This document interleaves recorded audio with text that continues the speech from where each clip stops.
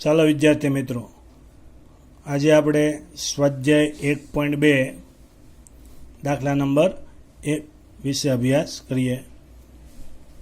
એક રાજ્યના વર્ષ 2008 થી 2014 સુધીના કૃષિ ઉત્પાદનના પરંપરિત આધારે મેળવેલ સૂચકાંક નીચે મુજબ છે. તમને જે રકમમાં આપેલું છે કૃષિ ઉત્પાદનનો સૂચકાંક એ કયા આધારે છે? પરંપરિત આધારે. જો અહીં લખ્યું છે પરંપરિત આધારે મેળવેલ સૂચકાંક નીચે મુજબ છે. તે પરથી અચલ આધારે સૂચકાંક ગણો. એટલે તમારે પરિવર્તન કરવાનું છે.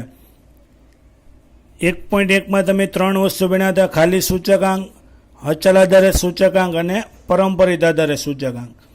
1.2માં હવે તમારે પરિવર્તનના દાખલા ગણવાના છે.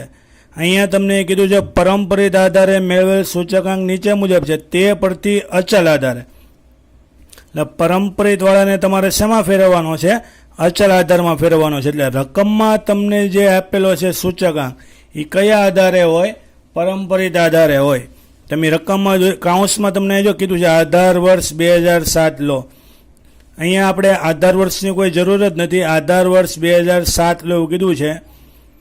વર્ષ 2008થી લઈને 2014 સુધી આપ્યા છે અને કૃષિ ઉત્પાદનનો સૂચકાંક 2008થી લઈને 2014 સુધીનો આપેલો છે. હવે તમને એક વસ્તુ શીખવાડી હતી, તમને ટૂંકમાં યાદ રાખવાનું, પરંપરિત વાળાને શેમાં ફેરવવાનો છે? તો કે અચલમાં. તો અહીંયા નાના અક્ષર તમે જ્યારે દાખલો ગણતા હોય તો લખી જો, એટલે તમને ખબર પડે ભાઈ પરંપરિત વાળાને શેમાં ફેરવવાનો છે? અચળમાં. તો સૂત્ર તમને શીખવાડ્યું હતું, પાછળ કોણ છે? તો કે અચળ. તો તમારે સૂત્રની શરૂઆત થાય અચલ આધારે સૂચકાંક બરાબર. સૂત્ર તમારું થાય, યાદ રાખજો, અચલ આધારે સૂચકાંક બરાબર. આગળ કોણ છે? પરંપરિત. તો 2 કાઉન્સ તમને દોરાવ્યા હતા યાદ હોય તો. એમાં પહેલામાં લખવાનો, પહેલા કાઉન્સમાં ચાલુ વર્ષનો પરંપરિત આધારે સૂચકાંક કાઉન્સ પૂરો ગુણ્યા આગળના વર્ષનો અચલ આધારે સૂચકાંક છેદમાં કેટલા આવશે? 100. એક જ સૂત્ર એવું છે જેમાં છેદમાં કેટલા આવે? 100. ટૂંકમાં યાદ રાખવું તો કીધું તું ચાપ ગુણ્યા આ છેદમાં 100. અહીંયા ધ્યાન આપજો, અહીંયા ચાલુ વર્ષનો કયો જોઈએ છે? પરંપરિત. જો રાઉન્ડ કરું છું, એકવાર પરંપરિત જોઈએ છે અને એકવાર કયો જોઈએ છે? અચળ જોઈએ છે. એટલે આ ખાસ ધ્યાન રાખવાનું. હવે તમને અહીંયા જે આપેલું છે તમને કીધું છે કયા આધારે છે? પરંપરિત આધારે. એટલે આ જે સૂચકાંક છે કયા આધારે છે? પરંપરિત આધારે છે. તમને ન ખબર પડે તો કાઉન્સમાં લખી દેવાના કયા આધારે છે? તો કે પરંપરિત. એટલે તમને ખબર પડે. તો નોંધ તમને લખાવી હતી, જ્યારે પણ પરંપરિત વાળાને અચલમાં ફેરવો તો નોંધ આવી હતી. હું બોલું છું, યાદ રાખજો, પ્રથમ વર્ષનો અચલ આધારે સૂચકાંક પ્રથમ વર્ષના પરંપરિત આધારના સૂચકાંક જેટલો લેવો. આ નોંધ હતી, યાદ રાખજો. ફરીથી બોલું છું, પ્રથમ વર્ષનો અચલ આધારનો સૂચકાંક પ્રથમ વર્ષના પરંપરિત આધારના સૂચકાંક જેટલો લેવો. હવે જેને કાંઈ ન ખબર પડે ને યાદ રાખવાનું, મોટું સૂત્ર જ્યારે આવે પ ગુણ્યા આ વાળું, ત્યારે તમારા દાખલાના ખાનામાં જે પહેલું વર્ષ હોય, પહેલા વર્ષની જે રકમ તમને આપી હોય, અહીંયા કેટલા આપ્યા છે? 100. એટલે જવાબના ખાનામાં તમારે કેટલા લખી દેવાના? 100. યાદ રાખજો. અહીંયા 80 હોત તો અહીંયા 80 લખે. અહીંયા ડાયરેક્ટ 100 નથી લખાય, યાદ રાખજો. નોંધ મુજબ તમે જાઓ તો આવી નોંધ હતી, પ્રથમ વર્ષનો અચલ આધારે સૂચકાંક પ્રથમ વર્ષના પરંપરિત આધારના સૂચકાંક જેટલો લેવો. અહીંયા 100 છે એટલે 100. જેને નોંધ યાદ નથી રહેતી એને યાદ રાખવાનું. જ્યારે પણ આ સૂત્રનો ઉપયોગ કરો ત્યારે પહેલા વર્ષના ખાનામાં જે કિંમત હોય એ તમારે જવાબના ખાનામાં મૂકી દેવાની. હવે ખાસ ધ્યાન આપજો.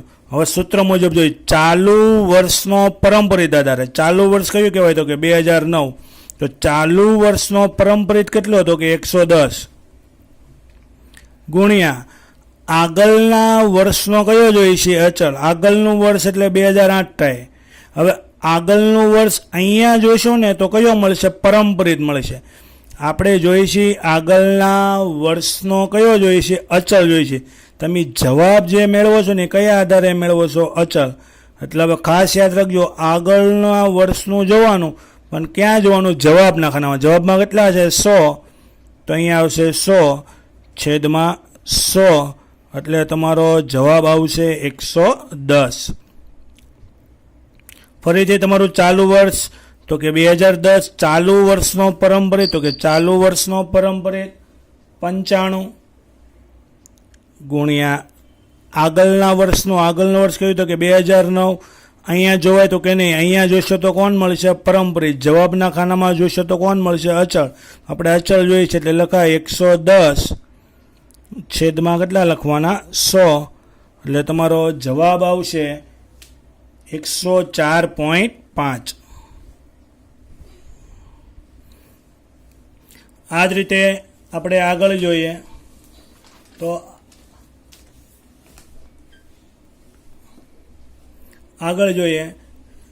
હવે તમારું ચાલુ વર્ષ કહેવાય 2011. ચાલુ વર્ષનો પરંપરિત આધારે કેટલો હતો કે 108. આગળના વર્ષનો અચળ જોઈ છે. હવે જો અહીંયા જોશો આગળના વર્ષનો, અહીંયા જો અત્યાર સુધી તો આ બે કિંમત સરખી આવી, પણ હવે તમને ખબર પડી જાય આગળના વર્ષનો જો 95 લખશો તો તમારો દાખલો ખોટો કહેવાય. આ 95 આગળના વર્ષનો કયો થઈ ગયો? પરંપરિત. આપણે આગળના વર્ષનો કયો જોઈએ છે? અચળ. એટલે અહીંથી જ જવાબ લખવાનો હોય 104.5 છેદમાં 100. એટલે તમારો જવાબ આવશે 112.86.